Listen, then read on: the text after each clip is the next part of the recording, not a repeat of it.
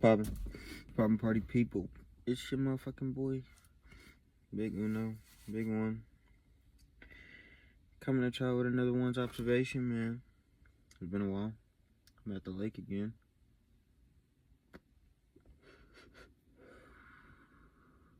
I actually just got out the lake. Relatively old. Shit. I started writing on this May 7th. It is August. So it's something that is a little bit older, but it was definitely something that I wanted to come out here and express just because of the message that I received and that I was receiving throughout and what I gathered from it and what I gained. So, first of all, I want to talk about overcomplicating feelings. Really overcomplicating anything, but specifically your feelings.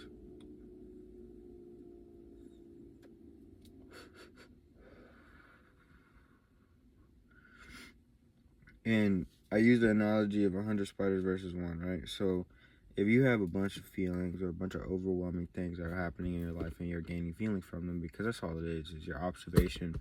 You're observing everything that's happening. Nothing's actually happening to you. You're observing things that are happening to the body that you're in. And because of that, you gain feelings from them. And with those feelings, we tend to overcomplicate them by, one, going to the worst possible, outcome, which means we manufacture that outcome.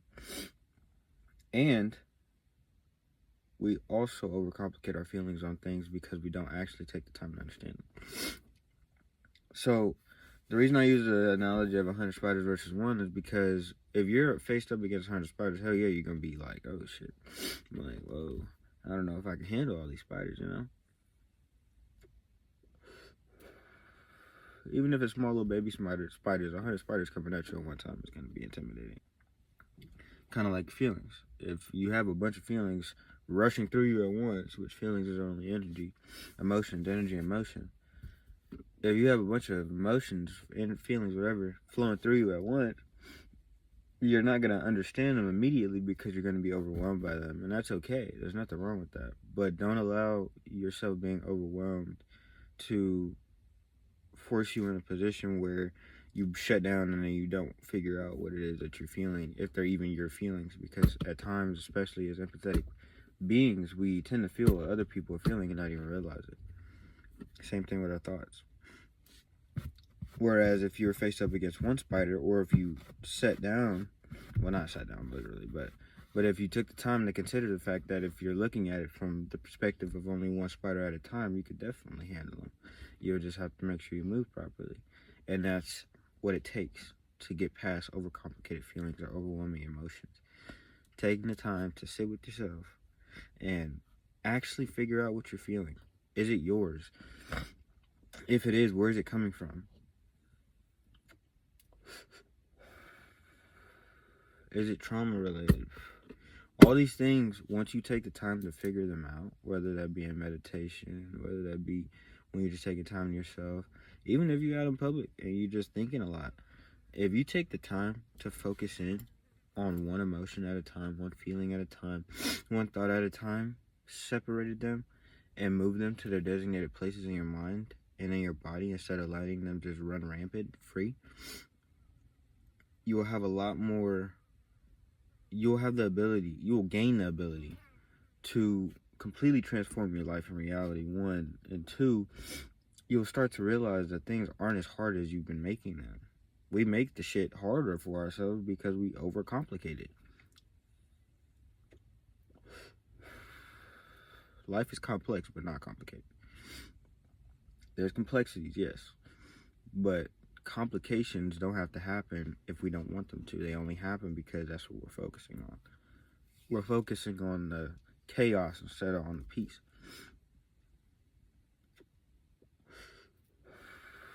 Take it one step at a time, bro. Don't feel like you have to figure everything out right now. You don't. You have all the time in the world, quite literally. If you have an urgency to do something, that's your urgency of fear, thinking that if you don't do something, you're not going to get to where you're trying to go. But if you believe in yourself enough, you'll know that no matter what, you will get where you're trying to go. No matter what obstacle get in your way, you will get where you're trying to go. It's like looking at a map in a maze and just standing there and staring at it instead of actually trying to find your way through the fucking maze. if you take it one step at a time, one emotion at a time, one feeling at a time, one thought at a time, one conversation at a time, one day at a time, one moment at a time, things become a whole lot fucking easier because we're not trying to focus on everything. We're focusing on one thing. You gotta be one with yourself to be one with everything. And when you're one with everything, everything will be one with you. So, next, I started to have a lot of thoughts about endings and beginnings. I mean, this is my 9th year of my life cycle as far as if you understand that concept, and which means it's the end of whatever cycle that I was in my life. And with that, I've had so many synchronicities of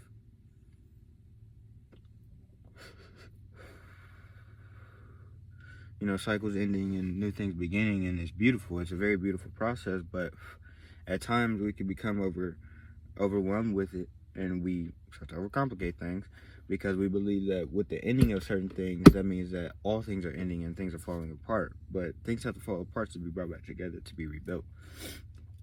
And once you find a balance and understanding that as something ends, something new begins, that because that's how the universe has to work, it's yin and yang, you realize that you don't have to overcomplicate how you feel about things that are ending and beginning. You just have to walk in it and embrace it. Embrace everything that is coming to you because you're supposed to.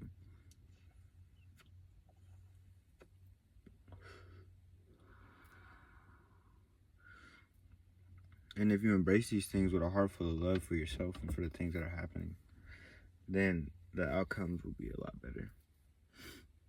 A lot more bright, a lot more vibrant. Life is beautiful, bro. It's colorful as shit. We're just living in a dull part of it. Dull programming that's making us think that life has to be a certain way. But nothing is linear. Nothing is set. Everything is constantly moving like the flow of water. So flow with the water. Don't flow against it. Don't try to go upstream. Go downstream.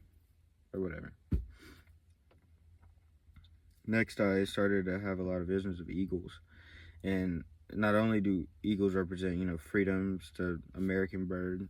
I am American. If you didn't know that. If I have foreign viewers or some shit, shout out to y'all.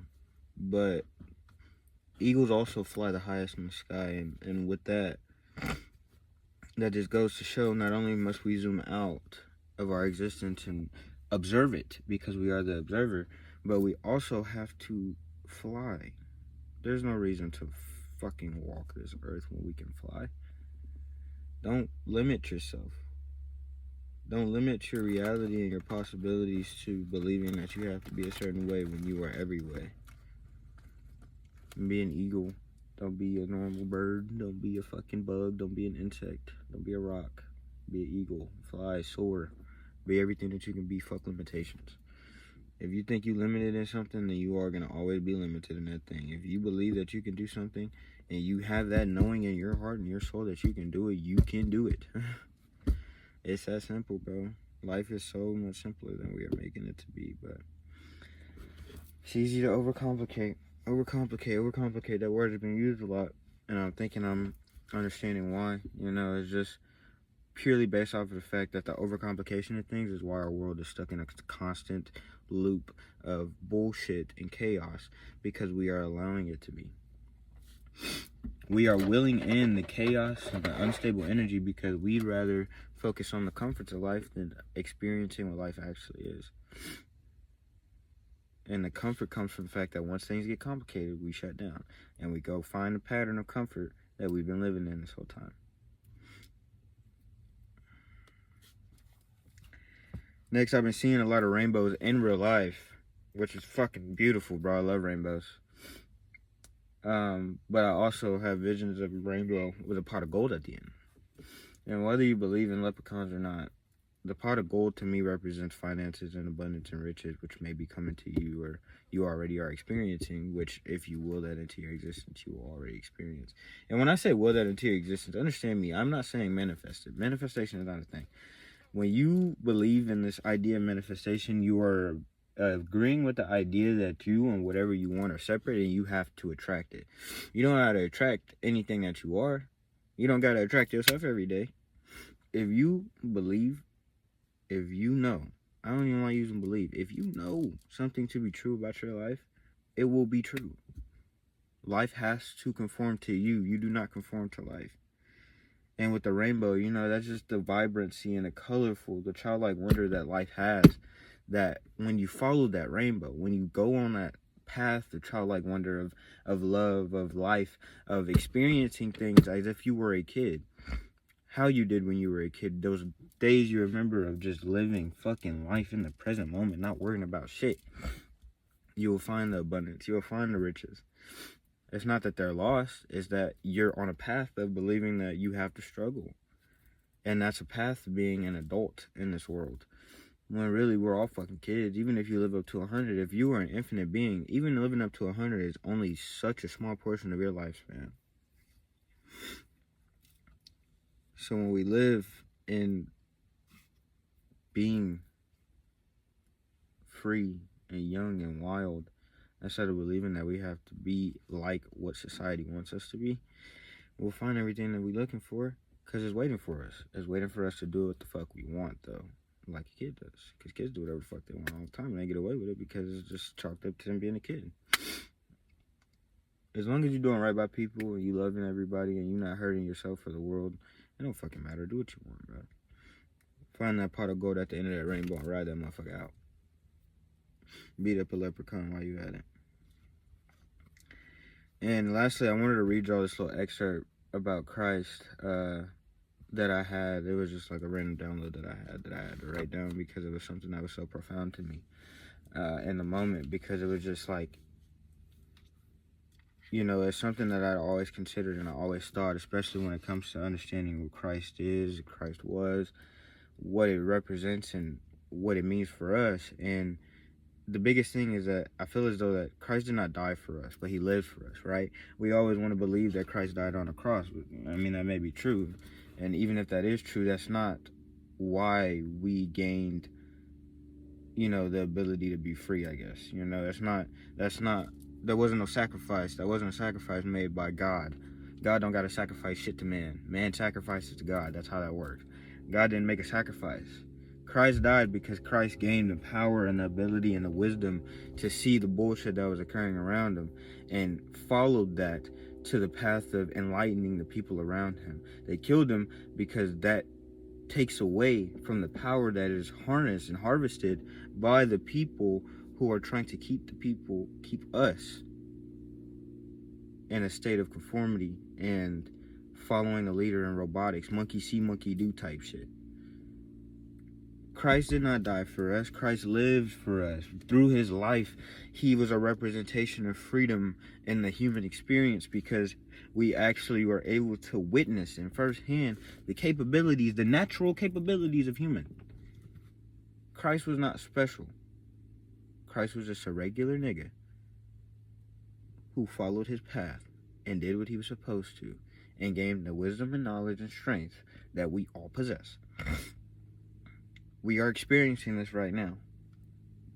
Some of us are on a timeline and signed a soul contract in which we are put in a position to evolve. And because we are evolving, everybody will evolve. That is the way that it has to happen. It's a domino and ripple effect. But it starts with us. It starts with the generation of us, the unit of us. I don't know how many of us it is, but the group of us that understand these concepts to release and break free, dissolve the matrix programming, the observer loop, the loop of observing and manufacturing a life that we do not want, and starting to create life with the universe, co-creating life. That is what we're here to do. That is what Christ did.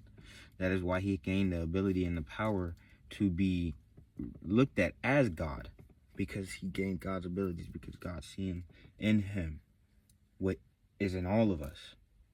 But he was ready to explore it and release it into the world to show us what we can do. So the passage goes that Christ died for our sins on the cross. I believe the contrary. I believe through Christ's life, he endured and conquered the collective karma, releasing it through forgiveness and sacrifice, transmuting it into creation. Christ's life was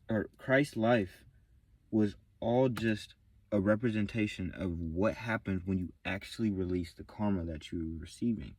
Because you will receive karma in so many different ways for so many different things, and sometimes not even for you, just because of the people you're around. You're receiving karma because of somebody else's karma or whatever. But we all have a collective karma that we are supposed to transmute into life. Because karma is not always a bad thing, but whether the karma is positive or negative, when we transmute that karma, when we transmute our sin, when we transmute our unforgiving and unruliness of each other and ourselves into creation and love and beauty and life, we will see that our power is right. But through Christ, we realize that our power isn't in the sky, it isn't in a book, it isn't in a fucking chapel. Our power is right here, it's in our hands.